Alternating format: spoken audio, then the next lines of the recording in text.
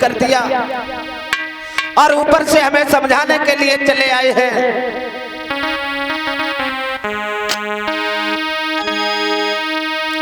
कि कारण जो दुष्ट या धर्मी हो उसके बद में है पाप नहीं।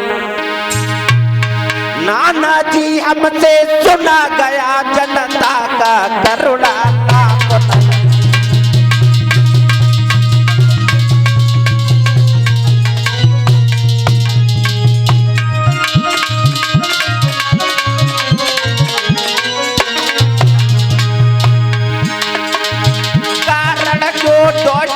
धर्मी हो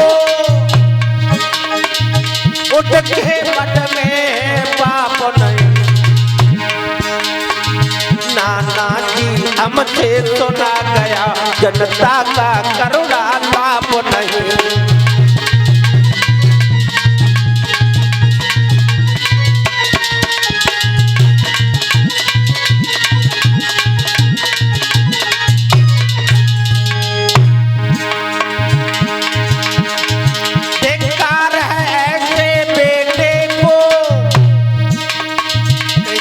को धिक्कार है के बेटे को जो कष्ट पिता को देता है। पाप को बेड़ियां पहना कर खुद राज छीन कर लेता है।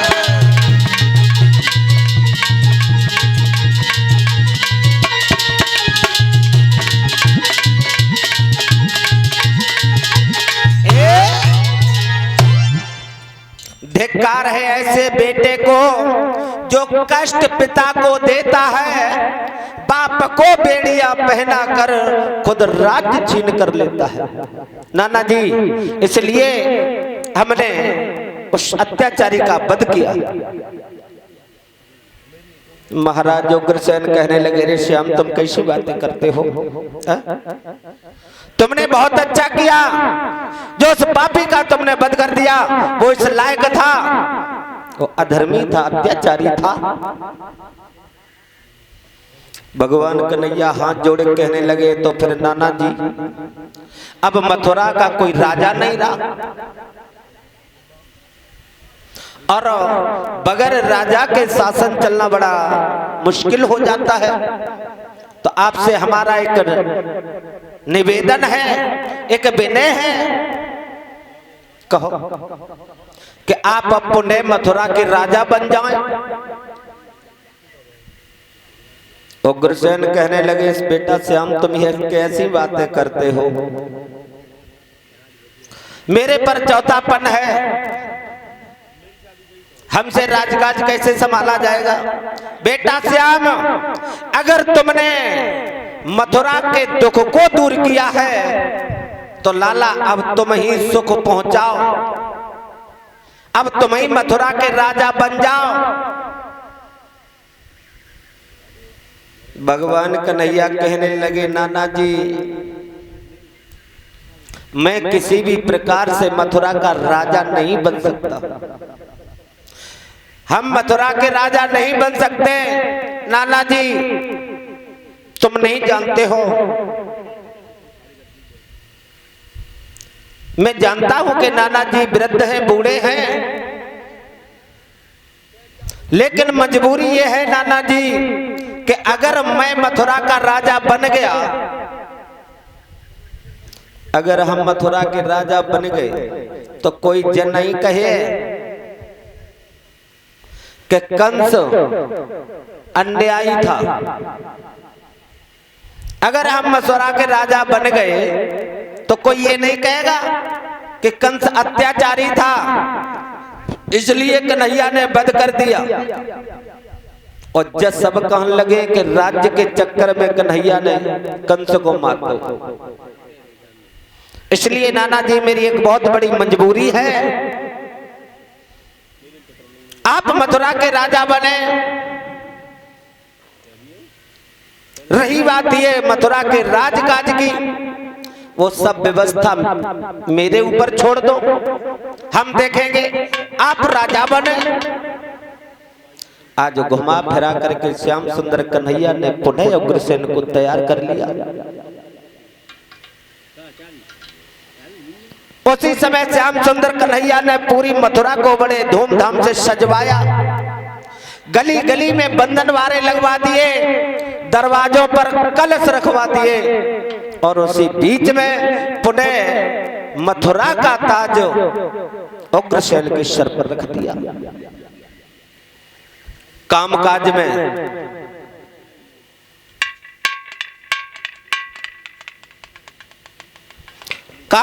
में श्याम सुंदर कन्हैया लग जाते हैं व्यवस्थाओं को जुटाने में।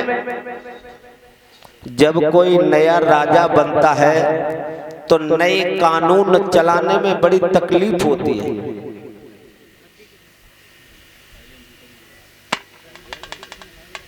श्याम सुंदर कन्हैया तो जब व्यवस्था में लग जाते हैं श्याम बलराम,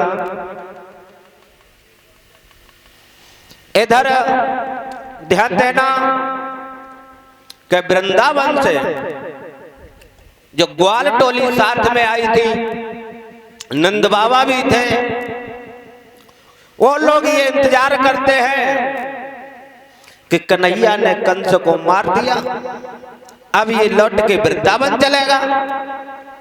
लेकिन जब ये देखा कि ये तो यहां एक नौकर की तरह काम करने लगा,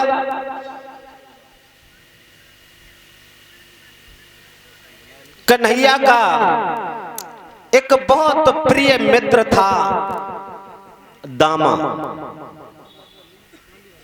दामा ने जब ये देखा तो दामा कहने लगा ग्वाल वालों से, सुनो, आप लोग नहीं जानते हो, मुझे पता है, क्योंकि कन्हैया बचपन से मेरे साथ रहा।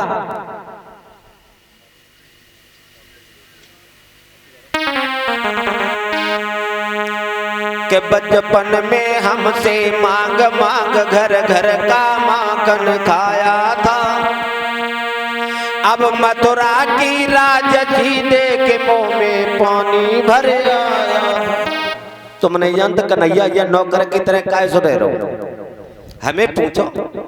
थोड़े से माखन के और मिश्री के लालच में पूरे पूरे दिन जो गैया गए तो माखन के लालच में गोपियों को घर घर नाच दिखा, तो वही तो कन्हैया है। तुम लोग नहीं जानते, सुनो, ये यहाँ क्यों एक नौकर की तरह काम करता है? इसलिए काम करता है, जानता है कि उग्रसेन बूढ़े हैं और थोड़े दिन के बाद में उग्रसेन मर जाएंगे, तो फिर यहाँ का राज्य मेरा हो जाएगा। राज्य के चक्कर में जो नौकर की तरह काम कर रहा हूं। भगवान कन्हैया ने जब ये सुना, भगवान कन्हैया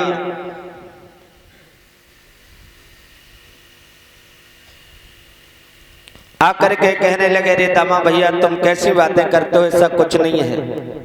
बात यह है, तुम जानते हो जब नया शासन होता है तो नए नियम बनाने में थोड़ी तकलीफ होती है। नाना जी बूढ़े हैं, अरे एक दो दिन की मैं व्यवस्था देख लूं और उसके बाद में वृंदावन आ जाऊंगा। एक काम करो, तुम लोग चलो मैया यशोदा को समझा देना कि श्याम बलराम 2 दिन के लिए मेहमानी के खाने में रुक गए, आते होंगे 2 दिन बाद।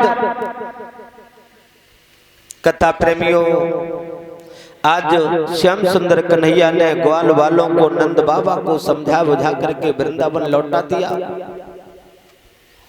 इधर मैया यशोदा भोजन की तो कौन कहे, पानी तक नहीं पिया था श्याम बलराम की याद में। रास्ते में खड़ी हो जाती है कि इधर से अब मेरे श्याम बलराम आते होंगे। आरती को थाल सजाए के मैया ठाड़ी कि मेरे श्याम बलराम आ रहे होंगे। दूर से जब आते हुए देखा कि हाँ अब आ रहे, जैसे ही थोड़े नजदीक को आए तो देखा कि सब ग्वाल वाल है, नंद बाबा है, लेकिन मेरे प्राणों के प्यारे श्याम और बलराम नहीं। मैया को गस आ गया, मैया धड़ाम से जमीन पे गिर जाती है। कहूं मैया डरी, कहूं थाली डरी, कहूं आरती डली। तब तक ग्वाल वाल पास में आ गए तो उन्होंने भाग करके मैया को उठाया। अरे मैया, मैया आंखें खोलो। वो देखो पीछे से श्याम बलराम आ गए। श्याम बलराम का नाम सुनते ही मैया ने आंखें खोले, देखा तो श्याम बलराम नहीं है। यशोदा मैया रोने लगी कि जब मेरे श्याम और बलराम मेरे प्राणों के प्यारे नहीं आए तो तुम लोग यहाँ क्या करने चले आए? तुम लोगों को भी नहीं आना चाहिए था। कथा प्रेमियों, मैया यशोदा के रुदन को देख करके गैया बछड़े भी रमाने लगे। प्रमाण यहां तक मिलता है कि पशु पक्षी भी कन्हैया की याद में रो रहे थे। गाय जो थी मथुरा की तरफ निहार निहार करके रमा रही थी, भोजन नहीं खा रही है। श्याम सुंदर कन्हैया इधर व्यवस्था में लगे हुए हैं। गोपियां जो वृंदावन की बहुएं थी,